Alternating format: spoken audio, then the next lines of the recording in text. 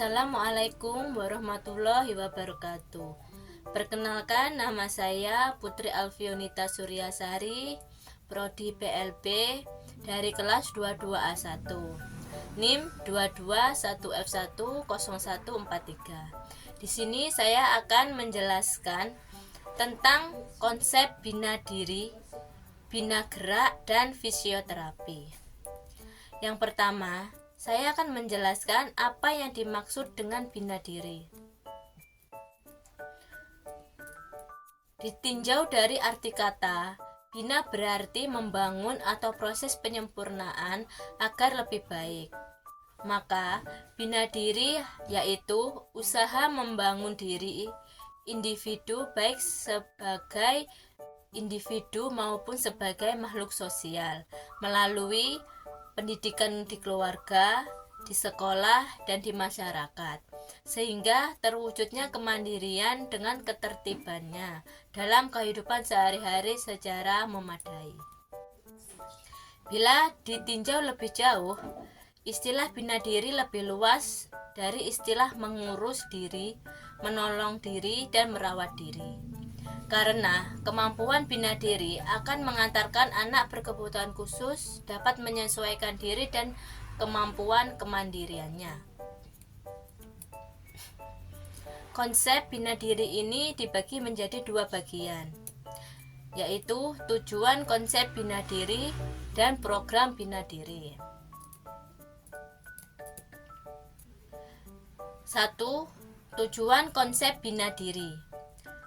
Tujuan konsep bina diri yaitu mengembangkan keterampilan-keterampilan pokok atau penting untuk memelihara maintenance dalam memenuhi kebutuhan-kebutuhan personal, untuk melengkapi tugas-tugas pokok secara efisien dalam kontak sosial sehingga dapat diterima di lingkungan kehidupannya, meningkatkan kemandiriannya.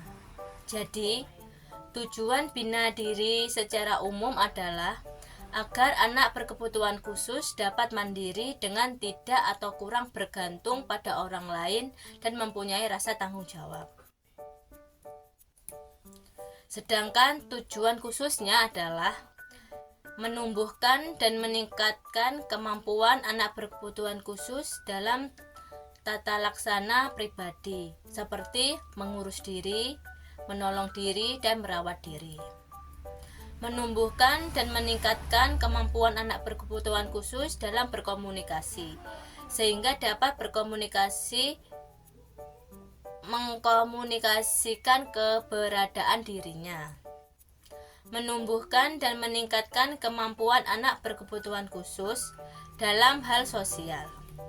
Dalam menyusun rencana kegiatan pendidikan bina diri diarahkan pada 3 peran, yaitu 1. Pendidikan bina diri sebagai proses belajar dalam diri. Anak harus diberikan kesempatan untuk belajar secara optimal, kapan saja dan di mana saja. Implikasinya terwujud dengan memberikan kesempatan kepada anak untuk mendengar, melihat, mengamati, dan melakukannya. 2. Pendidikan bina diri sebagai proses sosialisasi. Pendidikan bina diri bukan hanya untuk mencerdaskan dan membuat anak terampil, tetapi juga membuat anak menjadi manusia yang bertanggung jawab. 3. Pendidikan bina diri sebagai proses pembentukan dan pengembangan diri anak ke arah kemandiriannya. Yang kedua, program bina diri. Program bina diri ini adalah upaya untuk mengembangkan diri secara pribadi dan profesional melalui berbagai kegiatan dan pembelajaran.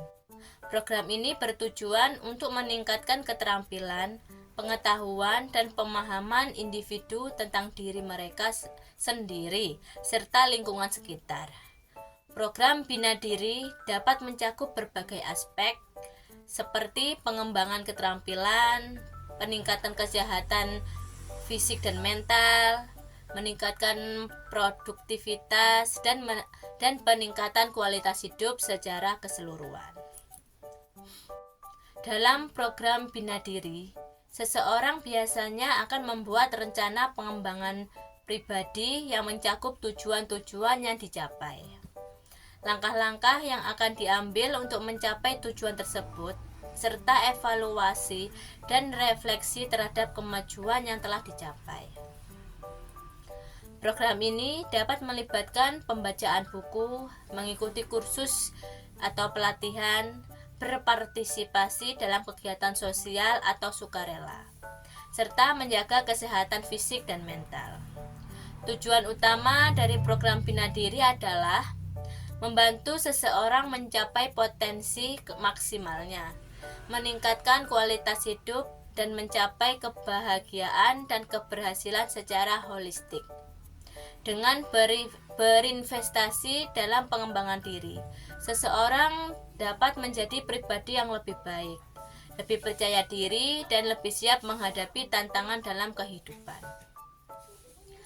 Untuk program Bina Diri ini dibagi menjadi beberapa bagian, yaitu 1. Merawat diri, seperti makan, minum, kebersihan badan, menjaga kesehatan.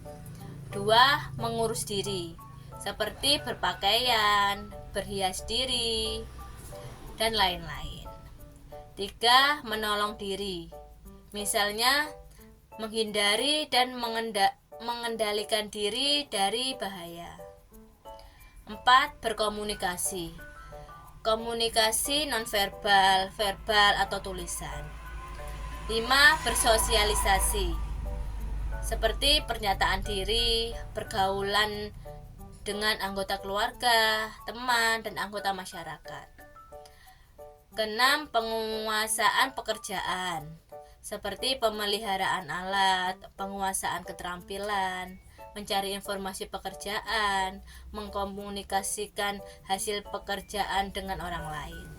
7. Pendidikan seks, seperti membedakan jenis kelamin, menjaga diri dan alat reproduksi, menjaga diri dari sentuhan lawan jenis. Yang kedua, konsep bina gerak dibagi menjadi beberapa bagian. Yang pertama, pengertian bina gerak. Bina gerak adalah proses perpindahan dari satu tempat ke tempat lain untuk mencapai tujuan. Menurut Bergson 1981, gerak memerlukan waktu yang dinamis. Karena itu, gerak tidak terlepas dari tujuan yang hendak dicapai. Bergson adalah seorang ahli filsafat Prancis yang pada zamannya telah menemukan sifat dinamis daripada waktu. Menurutnya, bahwa hidup merupakan suatu rangkaian yang mengalir dari satu peristiwa ke peristiwa berikutnya, yakni dari masa lampau ke masa sekarang, dan dari masa sekarang bergulir menuju masa yang akan datang. Perubahan-perubahan ini akan berjalan secara terus-menerus. Begitu pula terhadap jalan pikiran manusia yang mengikuti perubahan dari suatu masa menuju ke masa yang lainnya, sehingga secara berkesinambungan dapat menciptakan sesuatu yang baru. Boleh dikatakan bahwa pengertian tentang waktu ini mengandung pengertian terhadap arti koordinasi dan integrasi. Hal tersebut akan terlihat pada saat kita melakukan gerak, karena gerakan kita tidak akan terlepas dari gerak yang sudah pernah kita alami sebelumnya, dan apa yang kita hadapi sekarang dan selanjutnya merupakan gerakan yang akan kita capai pada masa mendatang. Gerak tidak bersifat material, tetapi merupakan suatu bagian dan skema yang dapat dimengerti oleh akal budi kita. Gerak manusia adalah suatu proses yang melibatkan sebagian atau seluruh bagian tubuh dalam satu kesatuan yang menghasilkan suatu gerak statis di tempat dan dinamis berpindah tempat. Yang kedua, proses terjadinya gerak. Proses terjadinya gerakan pada manusia dimulai dari adanya stimulus yang diterima oleh reseptor yang terdiri dari panca indera, lantas dibawa oleh syaraf-syaraf sensorik menuju ke otak. Stimulus tersebut diolah di otak, lalu memberikan balikan melalui saraf motorik ke alat-alat gerak atau efektor, seperti otot, tulang, dan sendi, sehingga manusia dapat bergerak. Di sini ada gambar proses terjadinya gerak.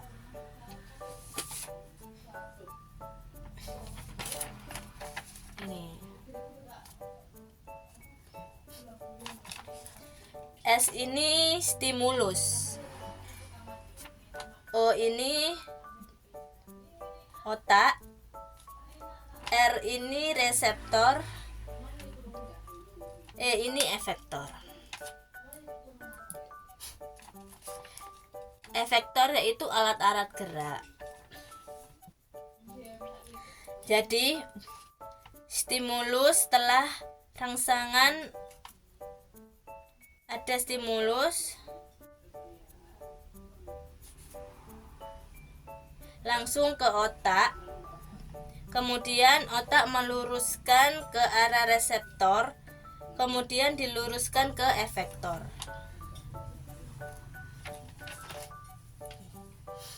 Yang ketiga, prinsip-prinsip perkembangan gerak.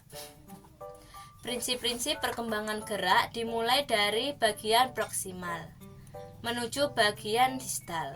Misalnya, kemampuan mengontrol gerakan kepala datang lebih dahulu dibandingkan dengan kemampuan mengontrol gerakan badan. Kemampuan menggerakkan bahu lebih dahulu dibandingkan gerakan siku dan tangan.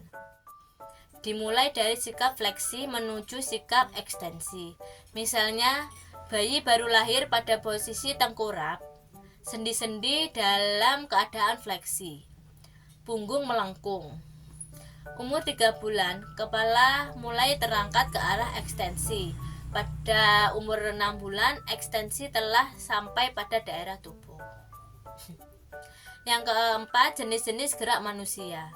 Ada 2 macam gerak manusia, yaitu gerak yang disadari dan gerakan yang tidak disadari atau gerak refleks.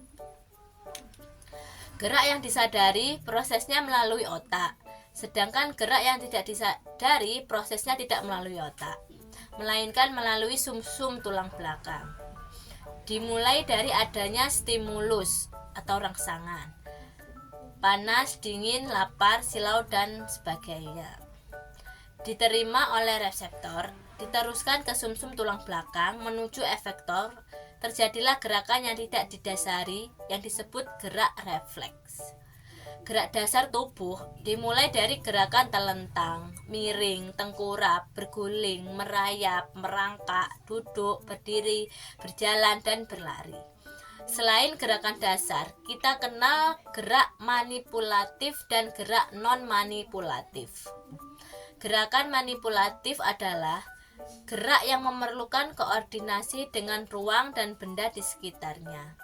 Misalnya, gerakan melempar atau throwing, menangkap atau catching and collecting, menendang atau kicking, memukul atau punting, memantul-mantulkan atau dribbling, melambungkan atau volleying, memukul dengan raket, memukul dengan alat atau pemukul kayu. Sedangkan yang termasuk gerakan non-manipulatif adalah gerakan yang dilakukan tanpa menggunakan alat dan dapat berpindah tempat. Contohnya, gerakan membelok atau turning, berputar atau twisting, mengguling atau rolling, mengatur keseimbangan tubuh atau balancing, berpindahan tempat atau traveling flex, melompat dan mendarat atau jumping dan landing, meregangkan atau tricking, mengerut atau karting.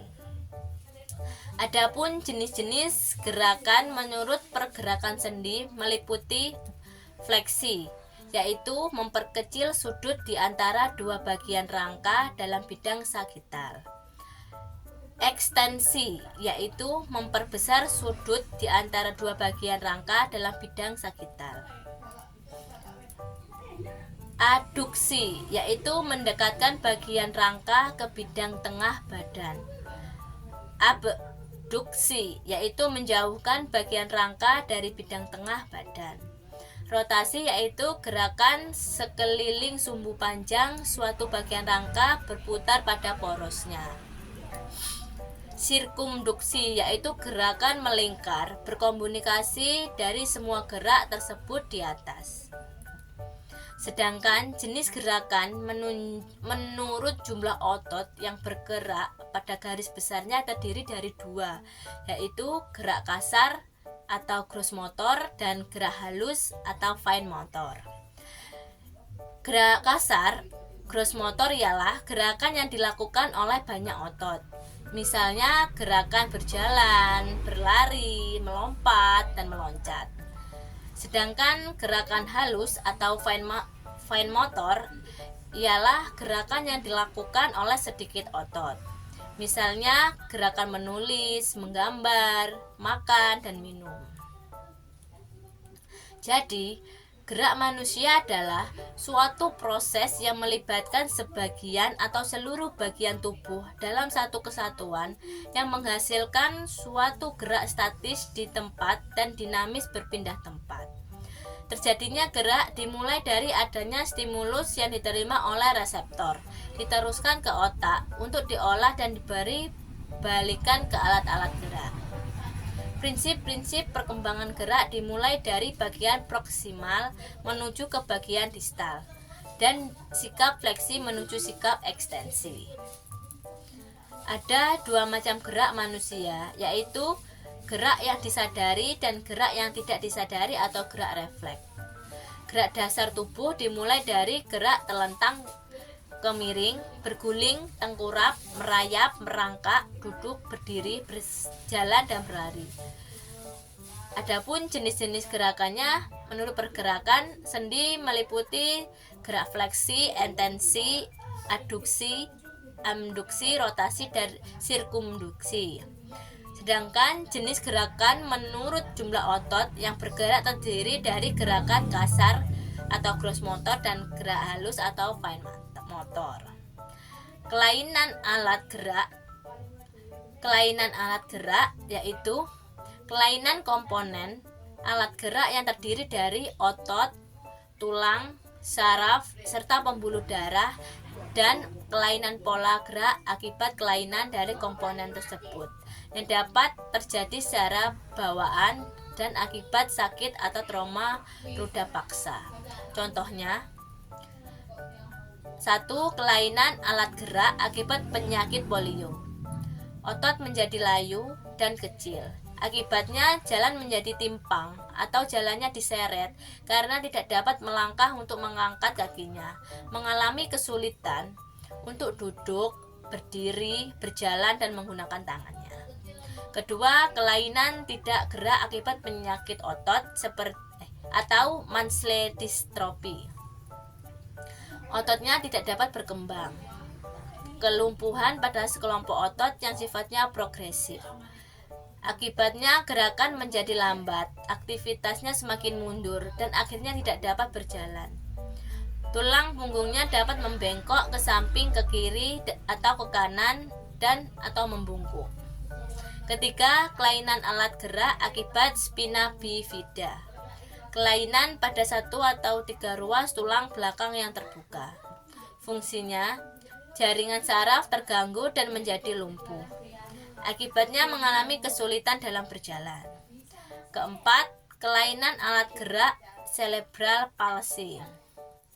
Otot bermula-mula lembek, selanjutnya berkembang menjadi tegang atau spastik.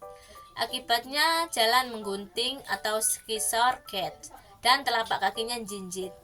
Tangan menggempal, akibatnya sulit melakukan aktivitas yang menggunakan tangan seperti makan, minum, menulis, menggambar, dan sebagainya. 5. Kelainan alat gerak akibat tindakan operasi amputasi. Fungsi kaki menjadi hambatan untuk melakukan mobilisasi jalan. 6. Kelainan alat gerak bawaan sejak lahir. Misalnya tidak punya tangan, akibatnya fungsi tangan menjadi terhambat untuk melakukan kegiatan hidup sehari-hari. Penanganan kelainan alat gerak. Ada 4 kriteria untuk dapat menciptakan pola gerak yang benar, di mana guru dapat berdoman pada pertanyaan berikut sebagai acuannya.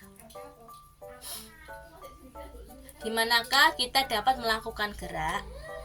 Yaitu berkisar pada masalah ruang. Yang perlu dipertimbangkan adalah bergerak dalam ruangan tertentu atau ruangan bebas. Bergerak ke arah yang mana? Yang searah atau berlawanan. Tingkat ketinggian yang berkelainan. Menurut luas dan bentuk ruangan. Menurut pola yang berlainan. 2. Apa atau bagian manakah yang dapat digerakkan? Yaitu menggerakkan seluruh anggota tubuh, kombinasi gerak dari seluruh bagian tubuh. Bagaimana kita dapat bergerak? Yaitu berkisar pada tenaga, gravitasi, dan perpindahan berat tubuh yang perlu dipertimbangkan. Seperti bergerak dengan menggunakan gaya berat atau keseimbangan, bergerak dengan perubahan atau perpindahan berat tubuh, bergerak di udara.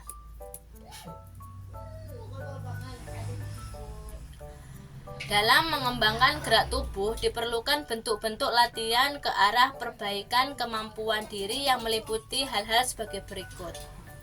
1. Stretch, yaitu latihan penguatan otot, baik gross motor maupun fine motor. Dalam latihan ini dapat dilakukan dengan cara peningkatan pada otot-otot yang diperlukan dan pengenduran otot-otot yang tidak diperlukan. Peningkatan ukuran otot yang diperlukan dan menurunkan bentuk otot yang tidak berguna.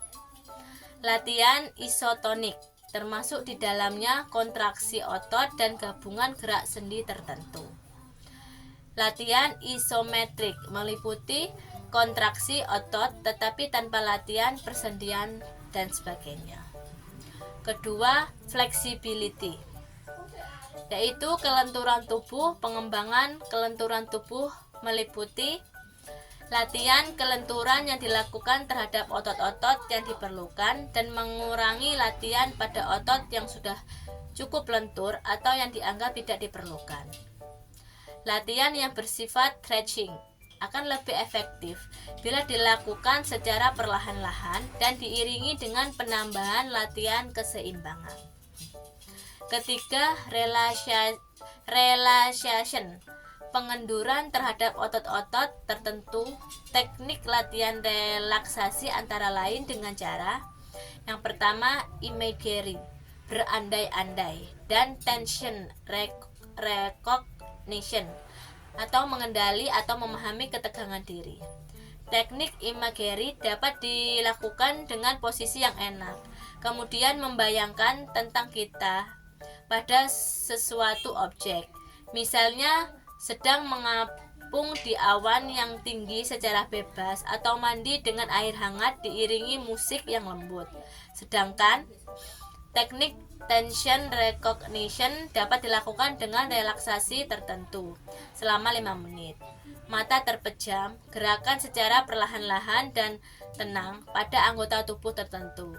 Ketika gerakan tercapai titik puncak kegiatan otot tertentu, kemudian secara perlahan dan cermat melakukan gerakan yang berlawanan arah kembali ke sikap semula. Saat awal peningkatan terhadap pengencangan otot tertentu hendaknya berhenti untuk beberapa saat kemudian. Kenduran latihan ini dengan berjalan sekitar 10 hingga 15 menit. Yang terakhir, endurance, daya tahan tubuh peningkatan. Daya tahan tubuh dapat terjadi jika sesuatu gerak dilakukan secara berulang kali dengan pengulangan secara kontinu yang meningkat.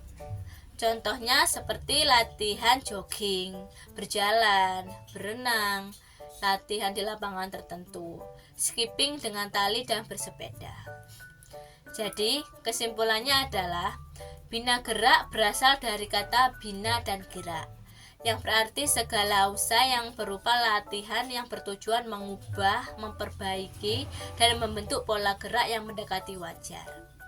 Bila gerak merupakan suatu upaya pendidikan dalam bentuk kegiatan, pengembangan dan latihan dalam pengembangan pengetahuan, keterampilan, nilai, dan sikap bagi anak yang mengalami gangguan motorik untuk membina gerakannya dalam melakukan aktivitas hidup sehari-hari. Yang kedua, tujuan bina gerak. Tujuan dari bina gerak adalah agar anak 1. Mampu menggerakkan ototnya dengan serasi, sehat dan kuat sehingga mampu melakukan gerakan sesuai dengan fungsinya. 2.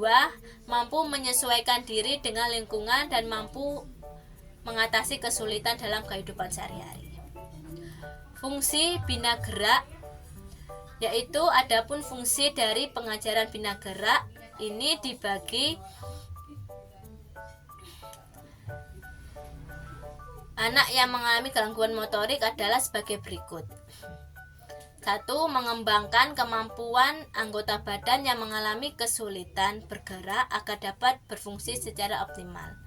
Mengembangkan dan melatih siswa secara berkesinambungan agar mampu mengatasi kebutuhan hidupnya.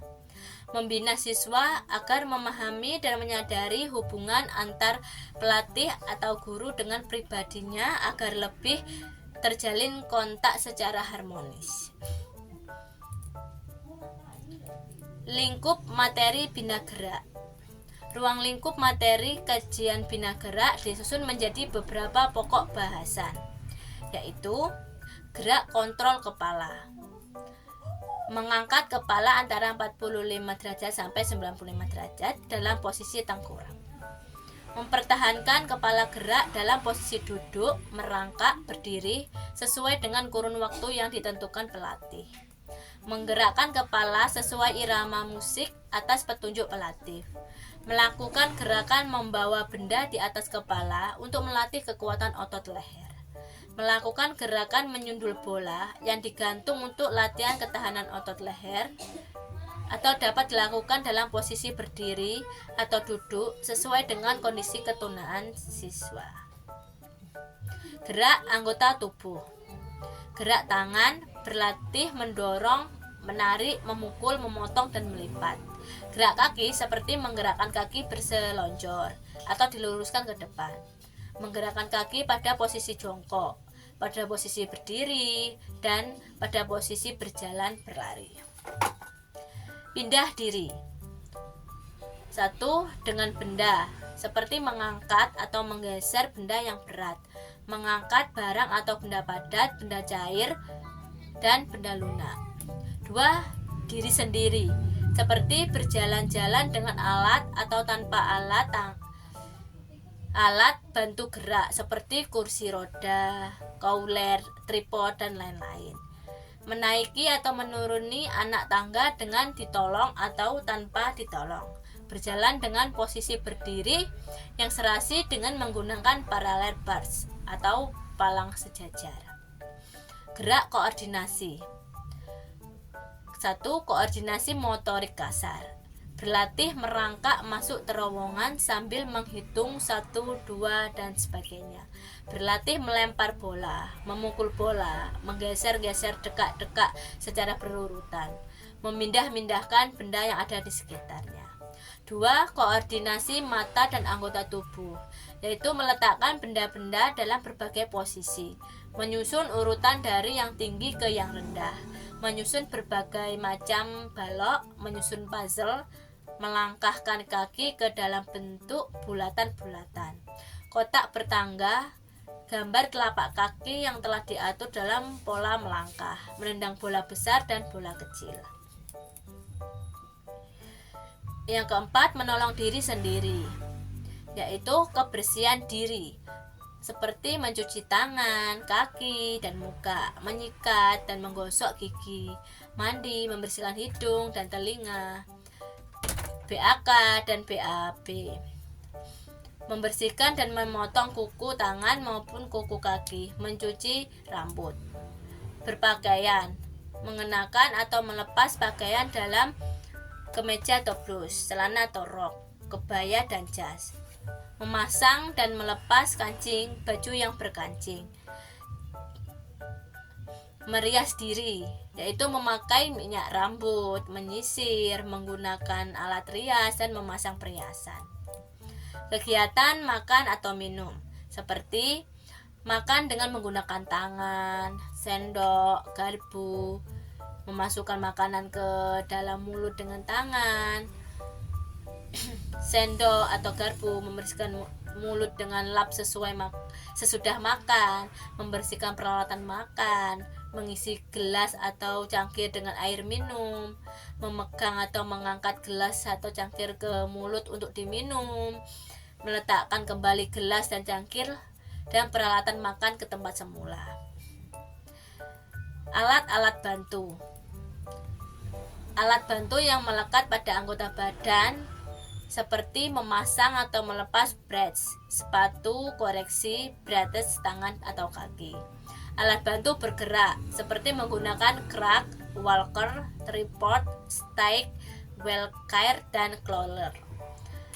Penyelamatan diri dari bahaya seperti menyelamatkan diri dari bahaya api, menyelamatkan diri dari benda-benda tajam, dari binatang peliharaan atau buas. Permainan seperti bermain dengan menggunakan alat, menggunakan gerakan, menggunakan ketepatan arah atau sasaran. Mobilitas yaitu dari duduk ke berdiri dan berjalan, dari dalam rumah ke luar rumah, dari rumah ke sekolah, dari dalam kelas ke luar kelas, dan sebagainya. Yang terakhir, latihan menggunakan alat bantu seperti alat bantu duduk, berdiri, dan berjalan, alat bantu mandi, berpakaian, makan, dan minum. Alat bantu belajar pokok bahasa ini telah disusun sesuai dengan pertumbuhan dan perkembangan siswa serta dasar perkebutuhannya. Namun, guru masih diberi kesempatan untuk mengadakan pemilihan materi dan menata ulang karena kondisi dan kemampuan siswa yang bervariasi. Tema yang terakhir yaitu fisioterapi pada anak berkebutuhan khusus. Fisioterapi pada anak dengan kebutuhan khusus atau ABK merupakan bidang yang berfokus pada rehabilitasi fisik dan pengembangan motorik anak-anak yang mengalami berbagai tantangan atau gangguan dalam perkembangan fisik mereka. Fisioterapi pada ABK bertujuan untuk membantu anak-anak dengan kebutuhan khusus agar dapat mencapai potensi fisik maksimal mereka, meningkatkan kemandirian, meningkatkan kualitas hidup secara keseluruhan. Beberapa hal yang dapat dilakukan dalam fisioterapi untuk ABK meliputi 1. Evaluasi dan diagnosis. Fisioterapis akan melakukan evaluasi menyeluruh terhadap kondisi fisik anak ABK untuk menentukan kebutuhan mereka dan merencanakan program rehabilitasi yang sesuai. Yang kedua, perencanaan program terapi. Berdasarkan evaluasi, fisioterapis akan merancang program terapi yang mencakup latihan fisik, terapi gerak, manipulasi, dan teknik lain yang sesuai untuk membantu meningkatkan kemampuan motorik anak. Yang ketiga, latihan fisik. Program fisioterapi untuk ABK biasanya mencakup latihan fisik yang ditargetkan untuk meningkatkan kekuatan, keseimbangan, koordinasi, dan fleksibilitas tubuh anak. Yang keempat, penggunaan alat bantu. Fisioterapis juga dapat merekomendasikan dan melatih penggunaan alat bantu seperti kursi roda, pelindung sendi, atau perangkat lain yang membantu mobilitas dan kemandirian anak. Yang kelima, pendidikan orang tua. Pentingnya bagi orang tua atau caregiver anak ABK untuk terlibat dalam proses fisioterapi dalam mendapatkan edukasi tentang cara mendukung perkembangan fisik anak di rumah. Yang terakhir, pemantauan dan evaluasi berkala. Proses fisioterapi pada ABK melibatkan pemantauan dan evaluasi berkala untuk melacak kemajuan anak dan menyesuaikan program terapi sesuai kebutuhan. Fisioterapi pada anak dengan kebutuhan khusus memainkan peran penting dalam membantu anak mengatasi hambatan fisik mereka, meningkatkan kualitas hidup, dan memungkinkan mereka untuk berpartisipasi secara penuh dalam aktivitas sehari-hari. Dengan perawatan yang tepat dan dukungan yang adekuat, dan anak-anak ABK dapat mencapai potensi fisik mereka secara optimal. Sekian yang dapat saya sampaikan pada tema Bina Diri, Bina Gerak, dan fisioterapi. Sekian dari saya. Wassalamualaikum warahmatullahi wabarakatuh. Sadarkah aku yang berjalan